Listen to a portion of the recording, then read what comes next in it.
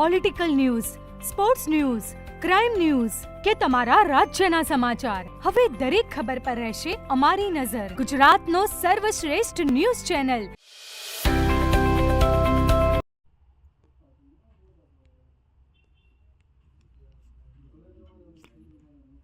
ચાણસ્માના ખોડિયાર ટ્રાવેલ્સના માલિક પરસોત્તમભાઈ પટેલ ડેવિડ દ્વારા સુંદર આયોજન કરવામાં આવ્યું.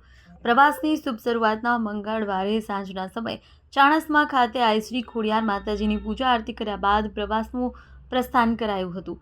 ચાણસ્માથી પાટણ પહોંચી સાંજે પાટણ ખાતે તમામ યાત્રિકોએ ઉત્સવ પાર્ટી પ્લોટ સમૂહ ભોજન લીધા બાદ લક્ઝરી બસ મારફતે સવારે વહેલા રણુજા પહોંચી બાબા રામદેવના દર્શન કર્યા બાદ બપોરનું સમૂહ ભોજન લીધા બાદ લક્ઝરી બસ મારફતે જેસલમેર પહોંચી રણનો અનેરો આનંદ માણી સાથે જ ઊંટ સવારી કર્યા બાદ રાત્રિ જેસલમેર ખાતે રોકાણ કર્યું.